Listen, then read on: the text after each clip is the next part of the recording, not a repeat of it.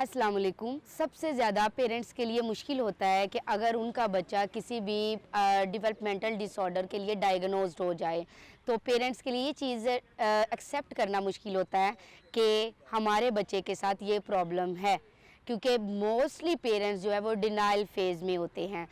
आपको कहा जाए कि आपका बच्चा, या आपको पता चले कि आपका बच्चा आपको माँ नहीं कह सकता, मामा नहीं कह सकता, बाबा नहीं कह सकता, आपका बच्चा दूसरे बच्चों की तरह लाइफ में वैसे प्रोग्रेस नहीं कर सकता, वैसे अपनी लाइफ स्पेंड नहीं कर सकता, तो मोस्टली पेरेंट्स के लिए ये चीज़ें एक्सेप्ट करना मुश्किल होता है। वो इस चीज़ को एक्सेप्ट नहीं करते। वो जब बच्चों को पार्क में लेके जाते हैं तो हमारी सोसाइटी क्या करती है कि बच्चों को, अपने बच्चों को उन बच्चों के साथ खेलने नहीं देते। उनको पेरेंट्स के ऊपर पॉइंट आउट करते हैं कि आपके बच्चे की वजह से मेरा बच्चा डिस्टर्ब हो रहा है। अगर हम उनको पार्क्स में ले जाएं, उसके बाद मॉल्स पे ले जाएं, मॉल्स पे भी ऐसे ही होता है, और किसी शादी पे ले जाएं, किसी के घर ले जाएं, तो मोस्टली पेरेंट्स जो होते हैं वो बहुत ज़्यादा डिसऑर्ट होते हैं कि हमारा बच्चा दूसरे बच्चों की तरह क्यों नहीं परफॉर्म कर रहा। और पेरेंट्स क्या करते हैं, उन जगहों पे उन इवेंट्स को अटेंड करना ही छोड़ देते हैं, उन जगहों पे जाना ही छोड़ देते हैं, उन लोगों का सामना करना ही छोड़ देते हैं। अगर आपको कोई कह दे तो आप वो क्या उनसे बातचीत करना ख़त्म कर देते हैं, उनके साथ कॉल्स पे बात करना, मिलना जुलना, उनको घर बुलाना ख़त्म कर देते हैं। क्योंकि उस वक़्त ये हम लोग, हमारी सोसाइटी ये नहीं सोचती कि वो पेरेंट्स किस फेज़ से गुज़र रहे हैं। क्या ये चॉइस जो थी इस तरह के बच्चे की, क्या उनकी अपनी थी कि ये अल्लाह ताला की तरफ से है? क्या ये चॉइस उन्होंने खुद की है? क्या आपके बच्चे नॉर्मल क्यों हैं, या आपके बच्चे डिफरेंट क्यों हैं?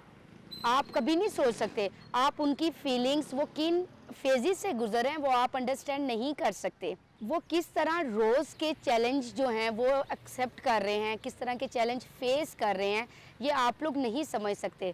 उनकी हैप्पीनेस क्या है? उनकी हैप्पीनेस क्या है कि उनका बच्चा छोटी सी भी कोई अचीवमेंट कर लेता है तो वो उस पर हैप्पी हो जाते हैं। उनकी हैप्पीनेस क्या है कि उनका बच्चा उन्हें माँ कह दे तो उनके लिए वो हैप्पी है। और उनकी हैप्पीनेस क्या है कि उनका बच्चा डेली के टास्क अपने पूरे कर ले तो उनकी वो हैप्पीनेस है। आप इस चीज़ को अंडरस्टैंड नहीं कर सकते। उनको स्कूल्स रिजेक्ट कर देते हैं। सोचें आप अपने बच्चे को स्कूल में लेके गए, उनको स्कूल रिजेक्ट कर दे तो आपके ऊपर क्या बीतेगी। सोचें आप कहीं गए हैं और आपके बच्चे को कोई एक्सेप्ट नहीं कर रहा, कोई बच्चा उसके साथ प्ले नहीं कर रहा, तो आपकी फीलिंग्स क्या हैं। हम उन पेरेंट्स की फीलिंग्स को नहीं समझ सकते। आप नहीं समझ सकते कि वो डेली किस तरह के फैमिली के प्रेशर में हैं, माय हस्बैंड के प्रेशर में हैं, हस्बैंड एंड वाइफ बाकी लोगों के प्रेशर में है। ये हम अंडरस्टैंड नहीं कर सकते, ये हम लोग फील नहीं कर सकते, क्योंकि ये उनकी फीलिंग्स है। जब इंसान उस सिचुएशन से खुद नहीं गुजरता ना, तो उसको उसकी फीलिंग्स का, उसके इमोशंस का की अंडरस्टैंडिंग नहीं होती।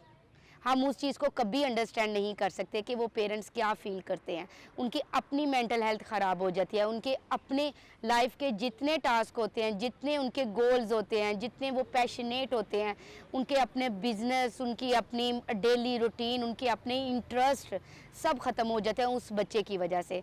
वो बस उस बच्चे के लिए परेशान होते हैं, क्योंकि बच्चा एक माँ बाप के लिए एक ऐसी चीज़ होती है कि जो उनको अपनी सारी दुनिया नज़र आता है। उनका फ्यूचर, उनकी चीज़ें उनको अपने बच्चों में नज़र आ रही होती हैं। तो अगर वो ही ऐसा बच्चा हो तो सोचें वो किस तरह की लाइफ स्पेंड कर रहे हैं। ये हमारी सोसाइटी जो है ना, इस चीज़ को एक्सेप्ट नहीं करती। हमारी सोसाइटी ही उन पेरेंट्स को मेंटल हेल्थ के इश्यूज़ में लेके जाती है।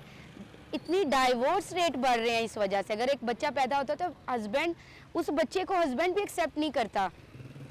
आप हमारे पास ऐसे ऐसे केसेस आते हैं कि वो नानो घर रह रहा है, वो अपने मामू की तरफ रह रहा है, वो यहाँ रह रहा है, लेकिन पेरेंट्स एक्सेप्ट, उसके हस्बैंड उसको एक्सेप्ट नहीं करता।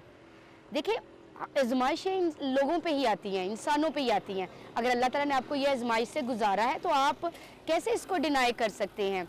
ये अल्लाह ताला की देन है। और आप ये सोचें कि ये कितनी बड़ी अचीवमेंट है। आप पॉजिटिव सोचें कि आपको अल्लाह ताला ने इस आजमाइश के लिए चुना है।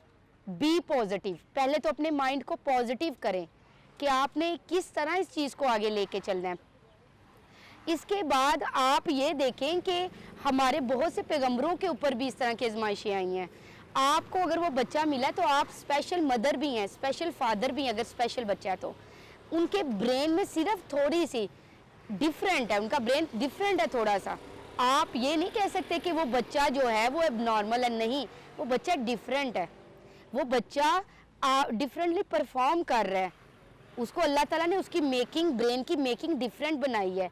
आप कैसे उस चीज़ को डिनाई कर सकते हैं। और इसमें मैं ये चीज़ कहना चाहूँगी कि आप सोसाइटी जो है, सोसाइटी इस चीज़ को एक्सेप्ट करे, सोसाइटी उन बच्चों का, उन पेरेंट्स का साथ दे, तो ही वो बच्चा ठीक होगा। उसके बाद पेरेंट्स को क्या करना चाहिए, पेरेंट्स को इस सिचुएशन को कैसे लेके चलना चाहिए, वो मैं आपको नेक्स्ट वीडियो में बताऊंगी इंशाल्लाह। Okay, thank you so much.